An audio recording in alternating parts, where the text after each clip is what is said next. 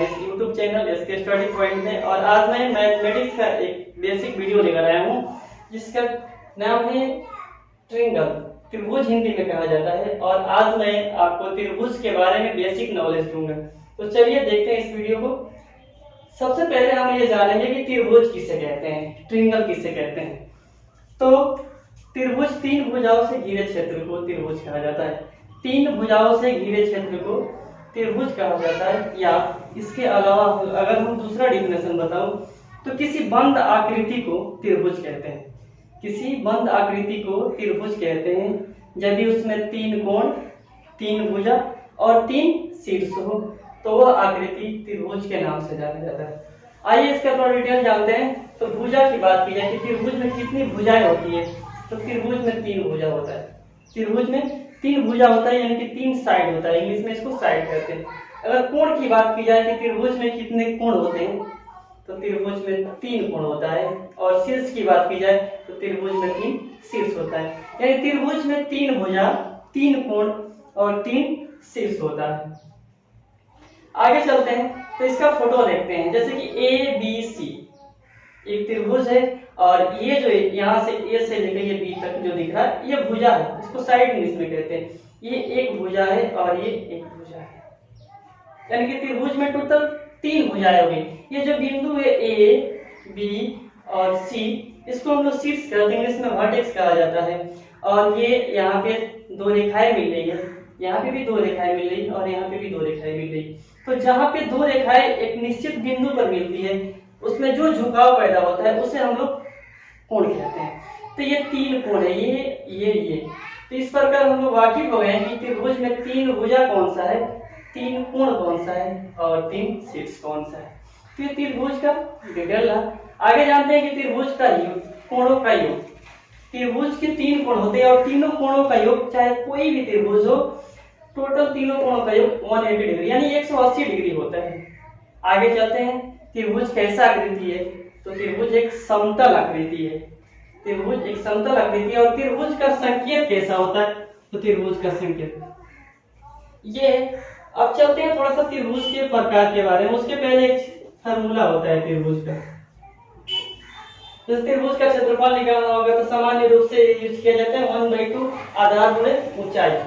इसके अलावा एक हीरोन का सूत्र भी यूज किया जाता है त्रिभुज के क्षेत्रफल को ज्ञात करने के लिए। बहुत सारे फॉर्मूले हैं। आगे चलते हैं कि इसका प्रकार जाने, त्रिभुज के कितने प्रकार होते हैं। तो त्रिभुज के प्रकार दो तरह से देखा जाता है। एक देखते हैं हम लोग उसके भुजा के अकॉर्डिंग और एक देखते हैं हम लोग उसका कोण के अकॉर्डिंग। तो भुजा के अकॉर्डिंग देखते हैं सबसे पहले कि समबाहु त्रिभुज पहला होता है। तीन प्रकार होता है जिसमें समबाहु त्रिभुज पहला का किसे और समबाहु त्रिभुज किसे कहते हैं। तो मैंने यहाँ पे लिखा है कि तीनों भुजा समान, यानी कि जिस त्रिभुज के तीनों भुजा बिल्कुल समान हो, एक बराबर हो, तो उस त्रिभुज को हम लोग समबाहु त्रिभुज कहते हैं। सम मतलब बराबर, बाहु मतलब भुजा होता है। तो तीनों भुजा समान यानी सभी भुजाएं समान, तो उस त्रिभुज को हम लोग समबाहु त्रिभुज के नाम से जानते हैं। जैसे कि यहाँ पे मैंने फोटो में दिखाया है ए बी सी एक त्रिभुज है और इसकी तीनों भुजाएं ए यानी तीनों भुजाएं ए मीटर की है या ए सेंटीमीटर की है। तो तीनों भुजा इक्वल हुआ। जब तीनों भुजाएं इक्वल है तो इस प्रकार ये त्रिभुज समबाहु त्रिभुज है। आगे कुछ फैक्ट इससे निकल के आता है, जैसे कि तीनों भुजा को हम लिख सकते हैं ए बी, ये भुजा A B equal to B C equal to A C. Mathematically इसको लिख सकते हैं। दूसरी चीज एंगल की बात की जाए तो जो समबाहु त्रिभुज होता है उसमें तीनों एंगल बिल्कुल बराबर होता है। तीनों एंगल बिल्कुल बराबर होता है। जब तीनों एंगल बराबर हो तो उसको मैथमेटिकली हम लिख सकते हैं कि angle A equal to angle B is equal to angle C. और ये तीनों बराबर है इसलिए ये तीनों एंगल 60 डिग्री के बराबर होता है, यानी तीनों एंगल 60 डिग्री के इक्वल होता है। अब रहा बात कि समद्विबाहु त्रिभुज के क्षेत्रफल निकालना होगा तो किस फॉर्मूले का यूज करेंगे। तो समबाहु त्रिभुज के क्षेत्रफल निकालने के लिए हम एक फॉर्मूला यूज करते हैं √3/4 इंटू भुजा स्क्वायर। इस सूत्र के माध्यम से हम समबाहु त्रिभुज के क्षेत्रफल को आसानी से निकाल सकते हैं। आगे चलते हैं नेक्स्ट नंबर 2 में हमको मिलता है समद्विबाहु त्रिभुज। यहाँ पे देखिएगा वहां पे सिर्फ समबाहु था, यहाँ पे समद्विबाहु। सम मतलब बराबर, द्वि मतलब दो। तो जिसकी दो भुजाएं समान, यानी जिस त्रिभुज की दो भुजाएं समान हो यानी बराबर हो, तो उस त्रिभुज को हम समद्विबाहु त्रिभुज कहते हैं। आइए फोटो के थ्रू देखते हैं। तो ये ए बी सी एक त्रिभुज है। इस त्रिभुज की दो भुजाएं ए बी और ए सी, ये दोनों भुजाएं बिल्कुल इक्वल है, एक समान है। इस प्रकार हम कह सकते हैं कि ये समद्विबाहु त्रिभुज है। इसको यहाँ पे हमने साइड को दिखाया कि सॉरी एंगल को दिखाया, एंगल बी एंगल सी, ये दोनों कोण जब दो भुजाएं बिल्कुल बराबर होती है तो इनसे बनने वाला दोनों कोण सम्मुख कोण, दोनों सम्मुख कोण बिल्कुल इक्वल होता है। तो एंगल बी बराबर है एंगल सी के, यहाँ पे लिखे हैं but is not equal angle A, यानी एंगल ए के बराबर ही नहीं है। आगे चलते हैं तो एक सेकंड फैक्ट निकल के आता है भुजा के अकॉर्डिंग। जैसे ए बी ए सी के बराबर है, A B equal to A C is not equal B C, यानी कि बी सी उन दोनों के बराबर नहीं है, ये दोनों आपस में बराबर है। अगर बात की जाए इसके क्षेत्रफल निकालने का, तो समद्विबाहु त्रिभुज का क्षेत्रफल निकलता है 1/2 इंटू भुजा स्क्वायर, सॉरी भुजा स्क्वायर इंटू साइन थीटा से। एक और चीज, एक और होता है समद्विबाहु त्रिभुज। समद्विबाहु समकोण त्रिभुज भी होता है जिसमें एक कोण समकोण होता है। तो आगे हम चर्चा करेंगे समकोण के बारे में। तो उसके पहले हम लोग देखते हैं विषम बाहु त्रिभुज। विषम बाहु, यहाँ पे विषम का मीन होता है कि तीनों यानी कि एक समान नहीं, तीनों भुजा असमान। तो जिस त्रिभुज की तीनों भुजाएं एक समान नहीं हो, यानी कि अलग अलग हो, भिन्न भिन्न हो, तो उस त्रिभुज को हम लोग विषम बाहु त्रिभुज के नाम से जानते हैं। जैसे यहाँ पे फोटो में हमने दिखाया है कि एक त्रिभुज है जिसकी तीनों भुजाएं एक समान नहीं है। ये तीनों भुजाएं एक समान नहीं है। जब तीनों भुजाएं एक समान नहीं है, यानी कि पहले का लेंथ ए है, दूसरे का बी है और तीसरे का सी है, तो ये त्रिभुज विषम बाहु त्रिभुज के नाम से जाना जाता है। आइए इसका फैक्ट देखते हैं। एक भुजा ए बी, दूसरी भुजा बी सी, यानी ए बी बी सी और सी ए, ये तीनों आपस में बराबर नहीं होता, इसलिए हमने इज नॉट इक्वल से दिखाया है।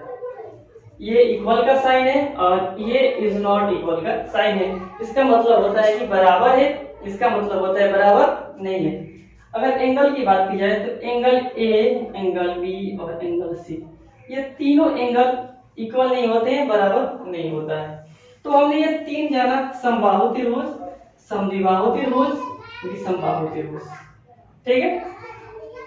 अब हम लोग जानेंगे कोण के अनुसार, यानी कि कोण के अनुसार त्रिभुज के कितने काइंड्स होते हैं। तो कोण के अनुसार भी त्रिभुज के 3 काइंड्स होते हैं। देखिए ये 3 चलते आ रहे हैं। त्रिभुज के भुजा की बात करें तो 3, त्रिभुज के शीर्ष की बात करें तो 3, त्रिभुज के कोण की बात करें तो 3, त्रिभुज के प्रकार की बात करें तो 3, चाहे वो समद्विबाहु चाहे वो भुजा के अकॉर्डिंग हो, चाहे वो एंगल के अकॉर्डिंग हो, किसी भी कंडीशन में 3 ही मिल रहा है आपको, तो याद करने में आसानी होगा। तो आगे चलते हैं कोण के अनुसार त्रिभुज के कितने काइंड्स होते हैं, 3 होते हैं। पहला है न्यून कोण त्रिभुज। इन तीनों काइंड्स को जानने के लिए सबसे पहले थोड़ी सी आपको अदर नॉलेज होनी चाहिए कोण के बारे में। तो मैं आपको बता दूं कि न्यून कोण, समकोण और अधिक कोण। न्यून कोण जिस कोण का मान 0 डिग्री से लेकर 90 के बीच में हो, तो उस कोण को हम लोग न्यून कोण त्रिभुज कहते हैं। और समकोण की उसको न्यून कोण कहते हैं। त्रिभुज आगे बताएंगे। समकोण की बात करें तो जिस कोण का मान 90 डिग्री के बराबर हो उसको समकोण कहते हैं। और अधिक कोण की बात करें तो जिस कोण का मान 90 डिग्री से अधिक तथा 180 डिग्री से छोटा हो, तो उस कोण को हम लोग अधिक कोण कहते हैं। तो इसी के अकॉर्डिंग हम लोग यहाँ पे त्रिभुज की चर्चा करेंगे। जैसे न्यून कोण त्रिभुज, एक कोण न्यून कोण, कहने का यहाँ पे मीन ये आता है कि एक ऐसा त्रिभुज जिसका तीनों कोण, यहाँ पे गलत लिख देते हैं, तीनों कोण होता है।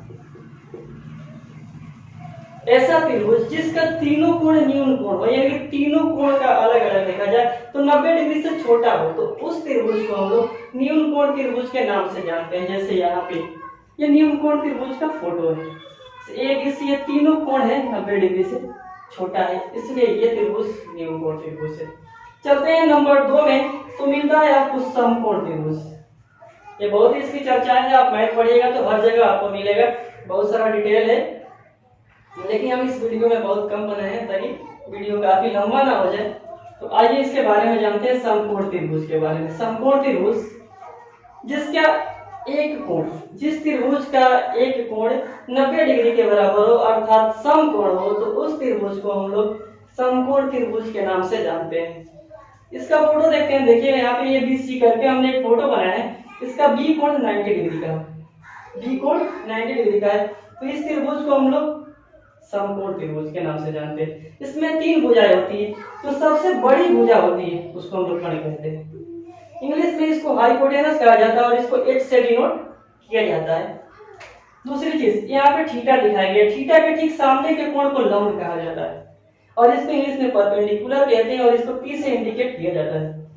ये भुजा को हम लोग बेस कहते हैं और इसको हम लोग B से हिंदी में आधार कहते हैं, B से इंडिकेट करते हैं। ये लंब और ये आधार दोनों एक्सचेंज होते रहता है, बदलते रहता है। थीटा यहाँ पे देखा है तो ये लंब है, ये आधार है। थीटा यहाँ पे बताया जाएगा तो ये लंब हो जाएगा और ये आधार हो जाएगा। लेकिन कर्ण हमेशा फिक्स रहता है और कर्ण इन दोनों से बड़ा होता है। और भी इसके बीच में रिलेशन है जो मैं आपको नहीं बता पा रहा हूँ ताकि वीडियो बहुत लंबा हो जाएगा, इसलिए। तो आगे देखते हैं नंबर 3 पे, अधिक कोण त्रिभुज। अधिक कोण त्रिभुज किसे कहते हैं, तो यहाँ पे लिखा गया एक कोण अधिक कोण है, यानी कि जिस त्रिभुज का एक कोण अधिक कोण हो उस त्रिभुज को अधिक कोण त्रिभुज कहते हैं। जैसे यहाँ पे फोटो में देखिएगा, ये जो कोण दिखाया जा रहा है, ये जो कोण दिखाया जा रहा है, ये कोण अधिक कोण है, 90 से थोड़ा सा अधिक है, तो ये अधिक कोण है, इसलिए हम इसको अधिक कोण त्रिभुज कहते हैं। तो इन तीनों त्रिभुज में आपको सबसे ज्यादा पढ़ने को मिलेगा ये पाइथागोरस प्रमेय में, ये इसको पढ़ना है और भी बहुत सारी चीजें इससे रिलेटेड है, तो ये विशेषकर पढ़ना है और ये तीनों मस्ट है। तो ये रहा आपका शॉर्ट डिटेल और इसी के साथ हम इस वीडियो को एंड करते हैं। फिर मिलेंगे अगले वीडियो के साथ। Good bye.